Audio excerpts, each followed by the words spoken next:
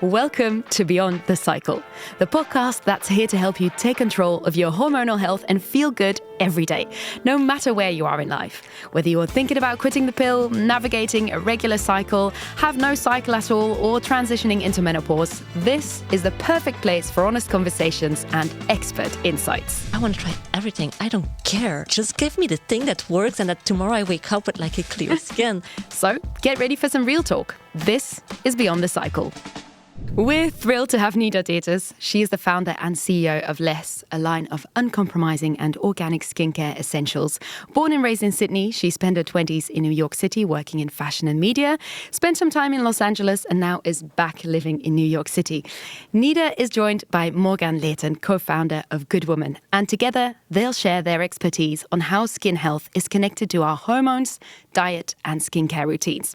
Welcome to our New York podcast studio, Neada and Morganne. Hello. Hello. I have been told that you've met before, that's right? Yeah. That's right. Actually, we met at my house. So it was maybe 2018 or 2019. Yeah, something like that, yeah. And I was hosting an intimate talk with a small group of women in my home in LA. And there she was. I remember I have a photo from that night, I think, that you... I asked to take a picture. Yes. Yeah, we have a selfie together. So. That's right. So that was 2018. 19. You founded LESSE, okay. Yes. It's a skincare brand known for its focus on simplicity, natural ingredients.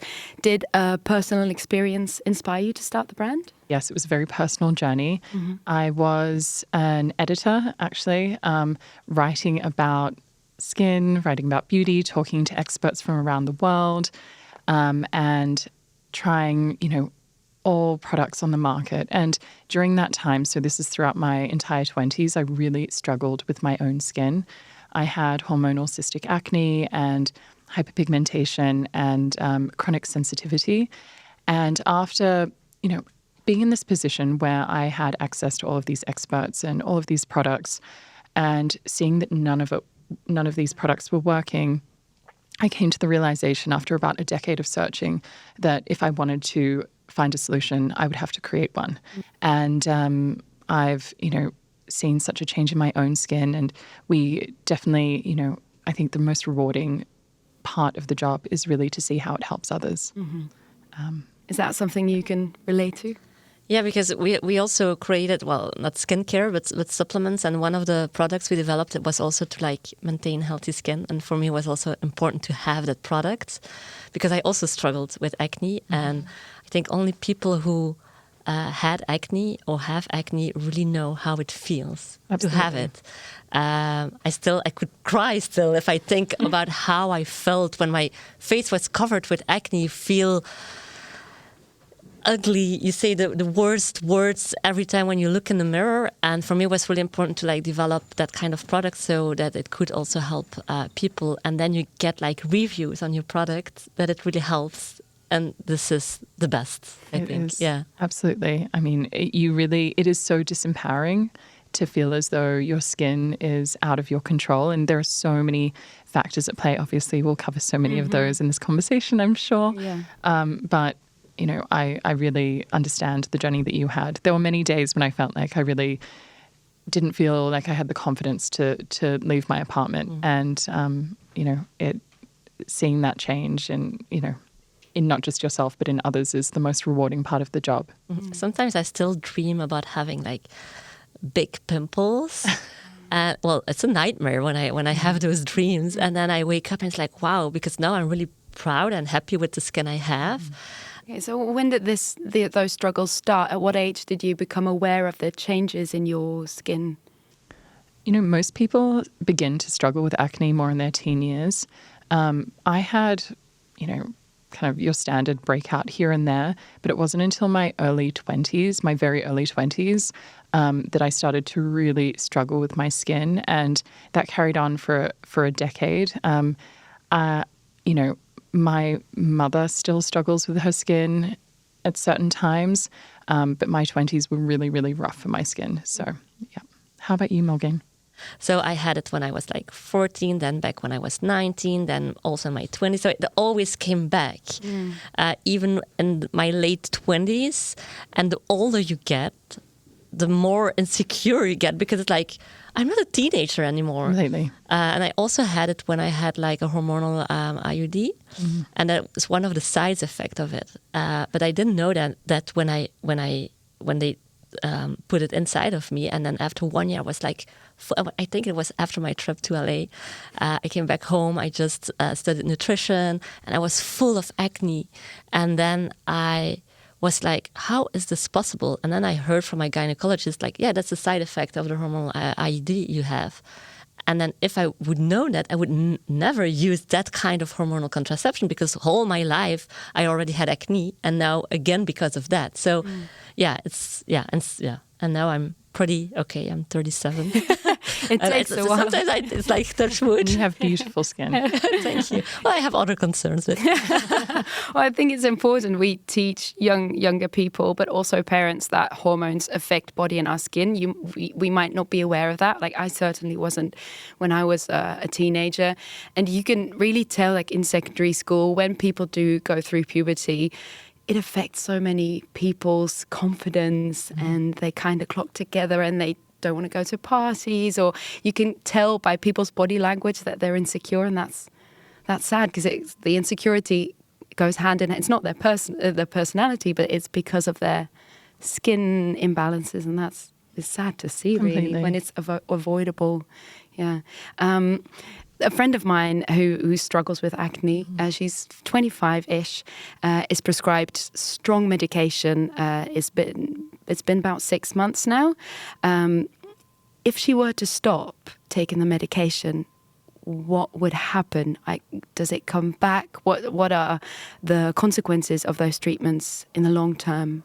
Morgane, you actually brought up a really good point. Many people don't realize that oral treatments such as the pill or Accutane, they may be kind of treating something at a surface level, but it's not a treatment that lasts. For instance, with Accutane, it's treating the oil level and the bacteria, but it's not actually treating the source of the condition. And in studies, there's actually up to about 40% of people who actually experience a return of the acne after finishing up their course of medication. And this is far more prevalent in people when they're taking these treatments at a younger age. So, for instance, taking it in your teen years, you're far more likely to experience a relapse.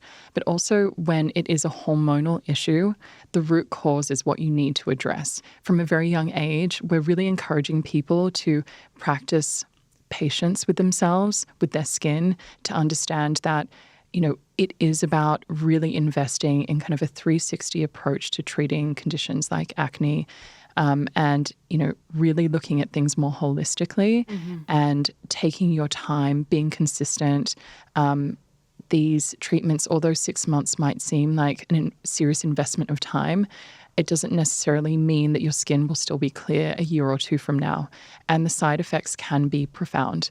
And I think that's something that so many of us kind of overlook, because we do feel so disempowered by the condition of our skin. We want results. We want our skin to be clear immediately. The truth is that we all wake up, our skin looks and feels different every single day. And being comfortable with those slight variations, that's something that is so intrinsically human. You need to recognize that we are all human. There isn't, you know, a Photoshop tool that we can kind of carry around in our back pocket and carry through into the world. And, you know, we do all experience dryness or acne or some kind of issue. And being patient and being consistent with the way that we're treating this through our skincare rituals, through our mindset, by reducing stress, our diet, our lifestyle choices is also essential. I remember when you want that quick fix, because when it's really in your face, you're like, I want to try everything. I don't care what I have to do. Just give me the thing that works, and that tomorrow I wake up with like a clear skin. And I think it's sometimes good to have those quick fixes, but meanwhile, you can also look at the 360 approach and the more holistic approach and see if you can find a bit of a balance there. It's not only food or only stress management or only skincare or only sleep. It's a combination of all these factors together, and you need to find what works for you. Because if you're super stressed, to like skip some foods or like add some foods that you don't like or don't want, then you will have more stress, and stress is not good for your skin either. So try to find the things that makes a difference for you, also on the long term, because if you change everything at once, you will never get there in a few years. So better to change small things so that you have like within 5 years a good result than like change everything in 1 week and then within 2 weeks you're just back to your old habits, I would say. And especially for people with hormonal cycles, I assume that also affects our skin. And could you give some more information about that? Yeah, it's true that your skin, before I didn't know that, and it's only when I had all the knowledge about, okay, menstrual cycle, it's not only about the days that you're bleeding, it has different phases, and it's true that around your ovulation, for example, in the middle of your cycle, you have more glowing skin. Absolutely. And you also feel more confident and more attractive, so it really helps to have to feel good in your own skin. But if you don't know these things, then you also, for example, during menstruation, your skin is more drier. So then it's also perfect to, for example, use a face mask or a good hydration. But if you don't know these things, then it's difficult, I think, to manage your skin in a good way. Completely. And I think all of these small adjustments that you can make throughout your cycle are actually very small. They're quite intuitive. And when you're kind of tapping into just like feeling out how your skin is week to week, or even day to day, you can see that maybe your skin is feeling a little more dry. It's looking a little more oily in the mirror. And, yes, Morgane's right. Of course, your skin gets very dry during your menstruation phase. Your progesterone and your estrogen levels drop. They really plummet. And your luteal phase, for instance, you really want to be incorporating more exfoliation, more masking, really giving your skin that deeper treatment to support it, to prevent those pre-menstrual breakouts from occurring. And yes, your skin barrier becomes, I think, quite sensitive as well at different stages. So it's all about kind of getting in touch with your cycle, but making very small adjustments that are really manageable. So you have a different routine week by week-ish, or? Not a different routine. Okay. The adjustments are so small. And I think it is, it's different for everyone, but me at this point in my life, and with where my skin is now, it's more focused on adding an extra layer of moisturizer during the menstrual phase, or maybe peeling back on quite so much hydration because my skin doesn't need it during the ovulation phase. And then during the luteal phase, I definitely want to be going in and exfoliating and masking more. And actually, the follicular phase is when your skin is really in this very good place and it can handle more active treatments. And so that's a great time if you're dealing with hyperpigmentation or a deeper issue that you want to address and you want to maybe go in with something that's more actively brightening or a little more intense. That's a great moment in your cycle to add that in. Okay. So if your skin is glowing during ovulation, you're doing a great job, right? Ish. Yes, it's a good sign. Okay, good. And we often hear people talk about hormone-safe skincare or avoiding certain ingredients that might disrupt our hormones. What exactly does that mean? Are there specific ingredients that are currently used in regular skincare that could affect our hormones? And should we be more mindful of what we put on our skin to protect that balance? Yes, absolutely. Unequivocal yes on that.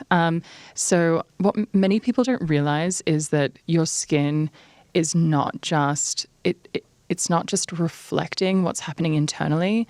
It's also, it's something that when you're absorbing product into the skin, that can then affect the hormones and therefore the way that your hormones regulate other function. It's both an effector and a receptor of the ingredients you're applying. So we really want to avoid anything that is going to affect we have this HPA axis, which really regulates. It's our pituitary adrenal axis, and that's going to really affect how our hormones are kind of working. And in a way, I read this somewhere and I thought it was so great. It's kind of like the remote control for our hormones. So it's very, very delicate. We want to ensure that that's in balance. And when it's not, through the use of certain ingredients that can be very, stressful on that delicate balance, it can lead to, everything from an increase or decrease in sebum production. It can lead to textural changes in our skin. It can lead to greater flare-ups when it comes to people who maybe have eczema or psoriasis or other inflammatory conditions. And it definitely impacts the speed with which our skin heals and, the rate at which our collagen synthesis occurs. So that's so important for the integrity of our skin barrier and also just like how youthful our skin is looking. And so we want to avoid ingredients like formaldehyde. I mean, we all know that that's a big no-no. It's a very common preservative system that's used in a lot of synthetic formulas. And, there are thousands of ingredients to avoid, but some of them that maybe you'll see here and there include ammonia, which is used quite frequently in hair care, or mercury, mineral oils. It's really important that we're doing our due diligence. And I think the more that customers are looking at ingredients and asking brands about these ingredients, the more pressure that they're putting on different, cosmetic companies and those who are actually there creating the products and putting them out into market, the greater the pressure will be to create higher quality products and raise the standard. Unfortunately, the standards are very different in every country. And although we see certain countries as having a much higher standard, certain ingredients are still allowed almost everywhere around the world. And so we want to do our research and make sure that what we're applying to our skin is going to be safe for our skin to absorb. So you've listed some absolute no-go ingredients. So what ingredients are beneficial for us? At LESSE, we really focus on active botanicals. The reason being that these are plant-derived ingredients that are scientifically proven to have a real benefit for your skin. Now, when we hear the word active, a lot of us are really nervous, especially if you have sensitive or reactive skin. The truth is that active comes at different levels. And an example of an active botanical that is used quite broadly that we use in almost every one of our formulas is aloe vera. So aloe vera is proven to be very hydrating and to encourage cell renewal, and therefore it is an active botanical. Some rarer active botanicals that you would see in our formulations, for instance, include ingredients like Australian kakadu plum. It's the world's richest source of vitamin C.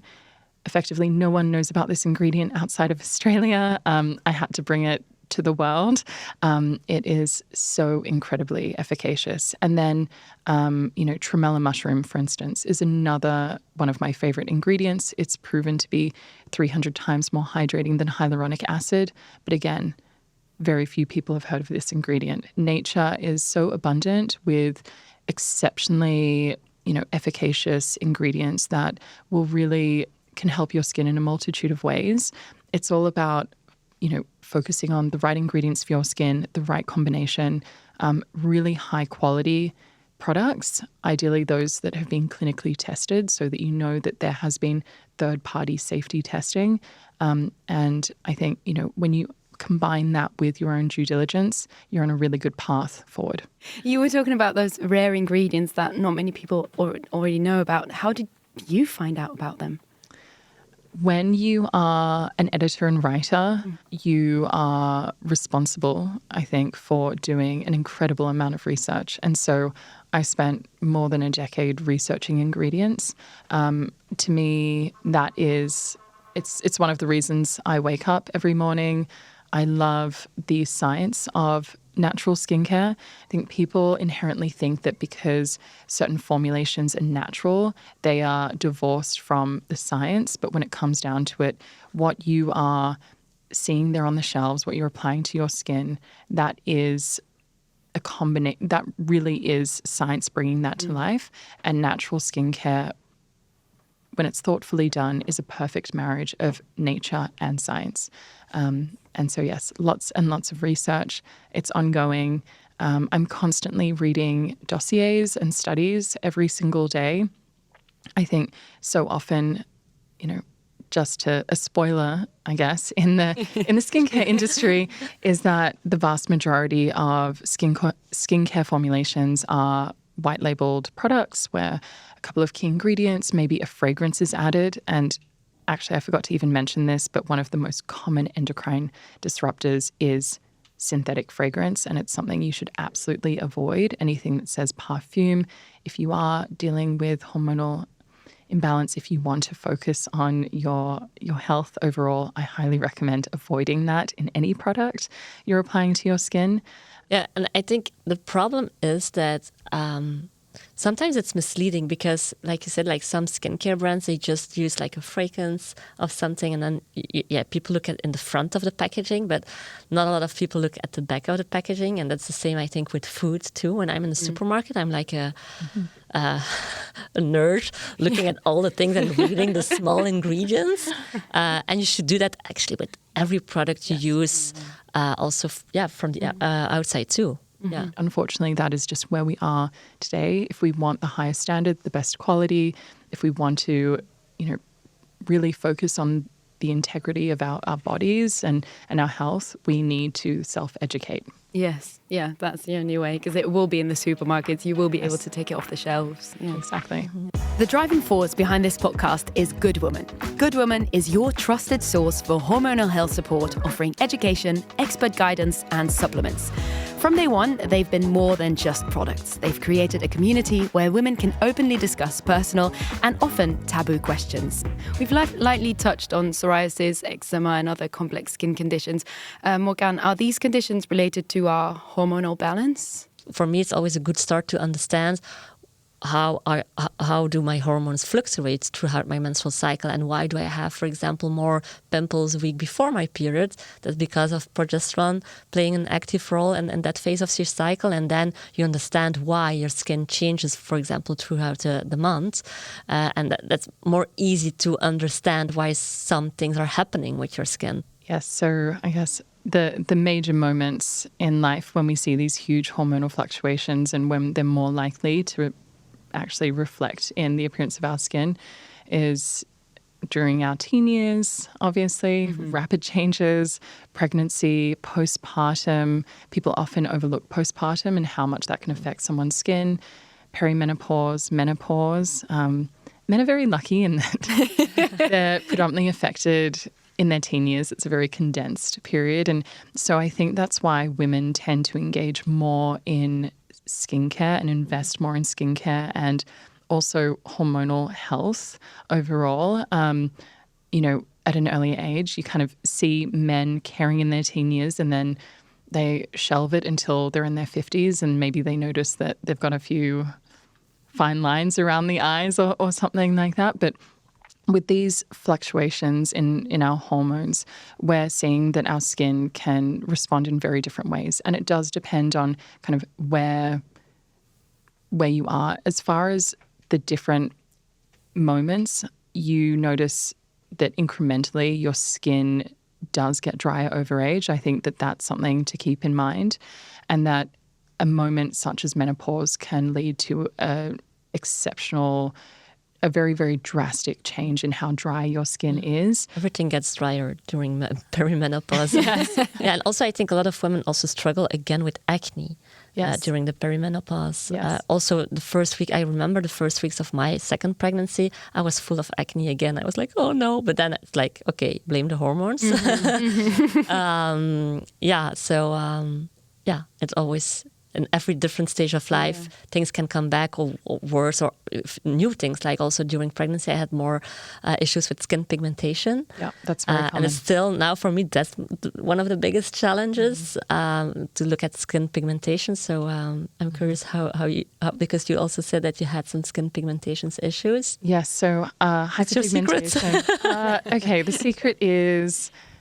There is no overnight secret, I guess. It's more about focusing on long-term treatments, focusing on really high-quality ingredients that are going to work to not only treat but prevent the hyperpigmentation from taking place. One ingredient that I love, for instance, is turkey tail mushroom.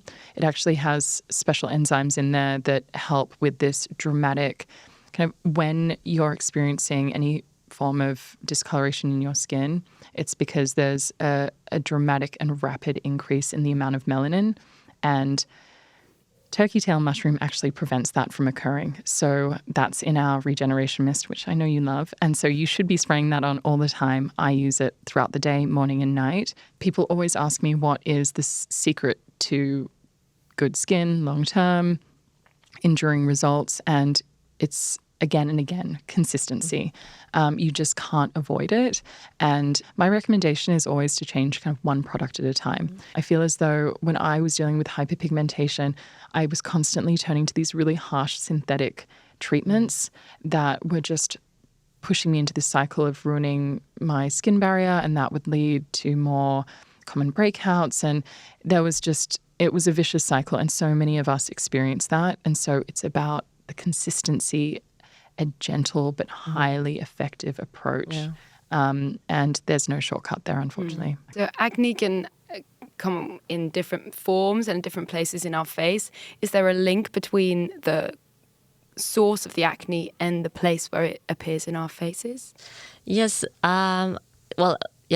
You can have it on different places on your face, and also the place where you have it on your face can say a lot about your health. Hormonal acne often is around your chin. If you have it more on your cheeks, it can be, for example, a problem with your liver or your gut. Also like the place between your eyebrows can also mean something about your health. Okay. Yeah. That's interesting. It's really fascinating when you dive into the world of Chinese face mapping. Yeah. And if you haven't explored it, I highly recommend it. I did an interview and a feature when I was an editor on a Chinese face mapping expert, actually. And yes, your gut is very much tied to your cheek, certain areas of your cheeks, and you can really kind of define what's going on internally by where you're seeing acne. It's also really important to think about what's touching a certain surface on your skin, a certain organ, and then you know where you need to start the treatment. Yes. Like, do I need to look into my gut? Because there's also a huge connection between your gut and your skin, same as your gut and your brain, for example. Yes. Yeah. No, definitely. But also think about whether you're like holding your phone to your face, and then maybe you're having like some breakouts right where your phone is touching your face, and just or around the hairline. Are you wearing a helmet? Are you riding a bike? Are you sweating in that, or are you using some kind of shampoo or conditioner that you're not thoroughly cleansing?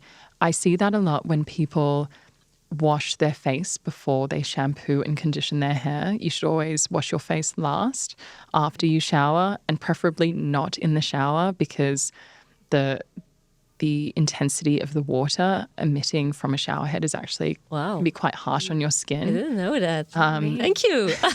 And also the water tends to be quite hot. Yeah. The skin on our body is obviously far less fragile than the skin on our face. And if the water's too hot, that can be detrimental to our skin barrier, and it can also really be very drying and sensitizing. Anyway, don't get too stuck in the weeds on all of these things, but just something to keep in mind. Think about, are you washing your face after you shampoo? If you're doing it shampooing after and you're seeing some breakouts around the hairline, maybe change the order. Okay, very tangible tips there. I like that. Thank you. There's also a trend I came across. It's using collagen powder at quite a young age to prevent wrinkles. What's your opinion about this?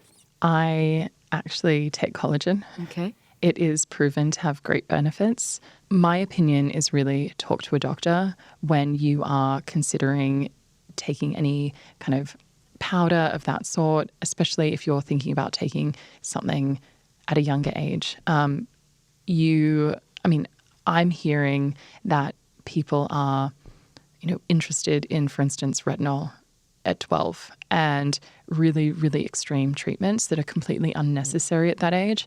And again, going back to education, we need to understand that people use retinol maybe beginning in their late 20s, early 30s. That's kind of a common time that people might start to integrate more vitamin A.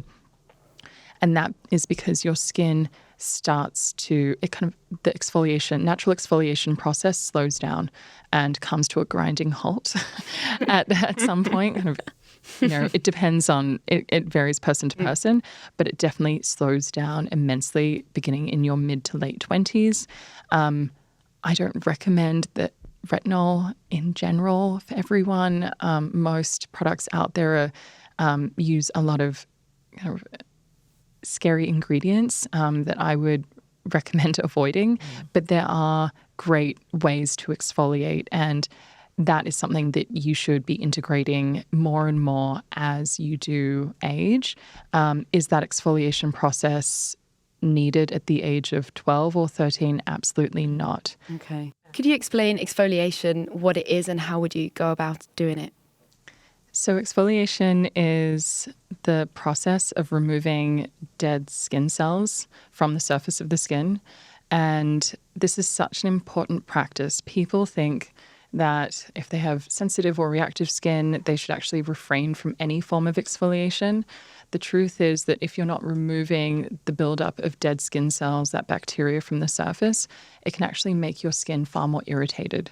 So everyone should be practicing this, but in different measures. If you have more sensitive, more reactive skin, you want to really embrace a more gentle form of exfoliation with less frequency.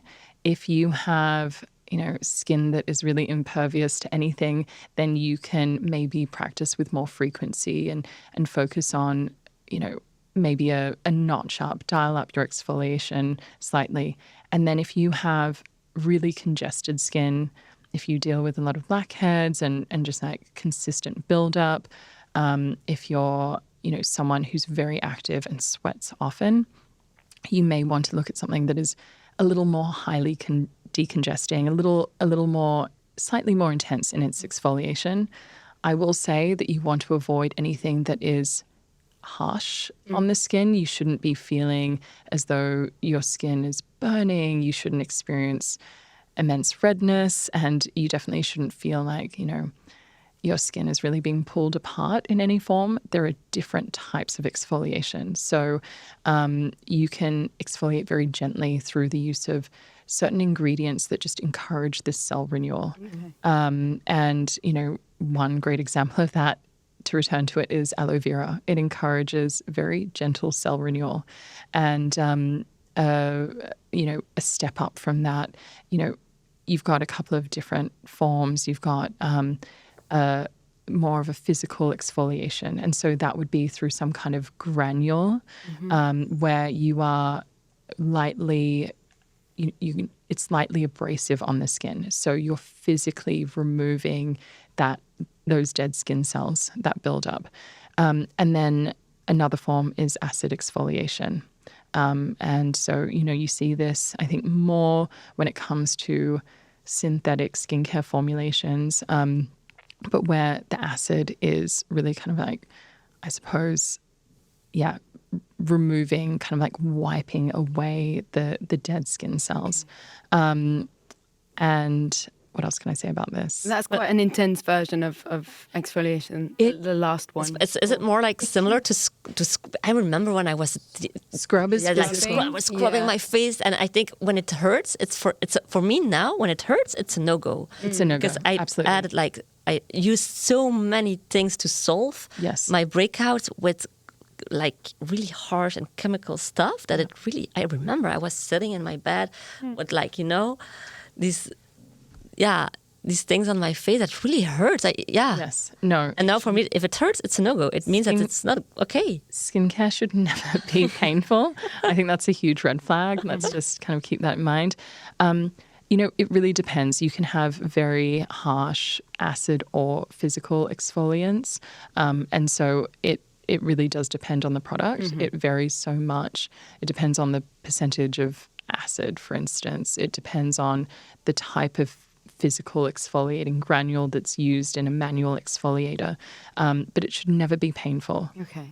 That's absolutely number one. For those who are very sensitive, and more reactive, what I actually recommend is finding a gentle cleanser, what I recommend is a gentle mask, something that is hydrating, but also has ingredients in there that will encourage that cell turnover, and using that once or twice a week. I think that's a great way to layer in a form of exfoliation that works for all skin types. A good place to start. Exactly. And then go from there. Exactly. Okay, so how about men? We touched on it very lightly. Do they go through hormonal fluctuations as well? What's the deal with them again? Yeah, they go through hormonal fluctuations for sure. They, of course, have another cycle that we have. We have our monthly cycle. Average is like 28 days, while a man has a 24-hour cycle. And it's based on testosterone. Why for us, it's more based on estrogen and progesterone. And that's why also men can be more sensitive for acne or breakouts, because they have more like male hormones, those androgen hormones. So they can be more sensitive to it. Yes. I think they never learned like a kind of routine. And before I was always annoyed when my husband took my skincare products. Like, no. But now it's like, yeah, it's good that you use them too, because I think it can make a good difference for you too. What products does he use? What does he steal from you? I think he doesn't even know what he's using, but sometimes he takes like my lotions or sometimes he asks, do you have something for my skin? Okay. Yeah. Oh, cool. Yeah. And how is it that some people never seem to have to deal with their skin, like never have issues? And I was always jealous of those people. Certainly when you have like breakouts and you don't dare to go out, I was like, oh my God, why do they have like that perfect skin? Yeah, sometimes that happens. Genetics just play a major role in our skin. And some people are really so fortunate that they have a really beautifully balanced skin. For instance, also, pore size makes a big difference. Many of us struggle with, say, acne-prone skin, blackheads. People who tend to have a smaller pore size are less likely to be dealing with that. And that's due to genetics as well, the pore size. Exactly. Okay. And also, you don't know what they do. Are they on hormonal contraception? Yes. Do they do any kinds of treatments? You don't know what they do. No, they might have been through a whole cycle of acne. Yeah. You don't know. Yeah. Exactly. Yeah, or just like they do kinds of treatments that you don't know about. And That's interesting. It's a great point. Everyone has their own journey. Everyone's going through their own issues. Yeah. Exactly. And we all have different chapters in our skin, just like we have different chapters in our lives. So, I mean, that's also a really important thing to remember when you are having a rough skin day, is that, everyone does deal with issues at one point or another. I also want to add, because it's often we often forget to say it, but makeup for me was also a huge made a huge difference to use the right kind of makeup, because then you focus on like the good skincare products. Now for me, for years I've been using natural skincare products, and I think it was also like that aha moment I had when I was at your place the first time we met. It was like, okay, you can really make a difference in skincare and use good ingredients and active ingredients and so on. I remember we could test them, and you really feel the difference. Then I also realized, okay, but the makeup I use, because then you treat your skin well with the good product, but then you put like crap makeup products on your face, and then you need to start over again. So I think it's also important to really look into natural makeup products too. Yeah, good one to add. Yeah. And also clean your makeup brushes. Yeah, that's basic, simple things that we're all a bit too busy to deal with every day. But I don't do it enough, the cleaning. Clean the brush, wash your hands before you touch your face. Just simple hygiene measures that will prevent you dealing with, maybe a breakout that could take a week to fix. Okay. Well, if there's one key takeaway that our listeners need to remember when it comes to skin health and their overall wellness, what would you say, like one thing? Be gentle. Be really gentle with yourself. Really practice, I think, shifting your mindset, not just everything external, but focusing on your mental approach to your skin and your well-being. Go easy, I think. Just if you want to have a piece of chocolate, go for it. If you dark chocolate. Yeah. Just Enjoy your life. Don't stress about the small things. Give yourself a little bit of grace, and allow that to be the flexible kind of like element that allows you to just be more consistent with the ways that you are focusing on your health and well-being. Yeah. That's a great message. Thank you so much for sharing your insights with us.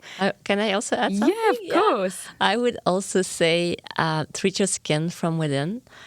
For me, it's like something I do already for years, through food, through supplements.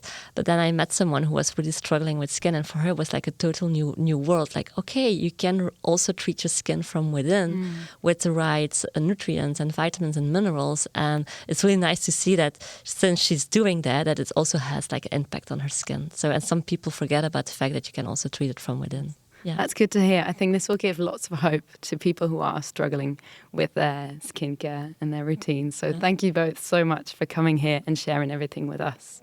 Thank you. And thank you for listening and sharing this episode with friends and family.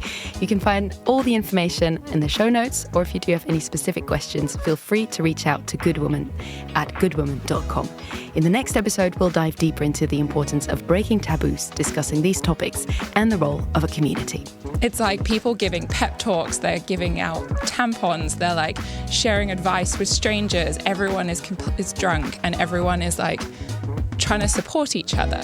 This podcast was brought to you by Guud Woman, produced by the audio collective Velcro, based in Belgium.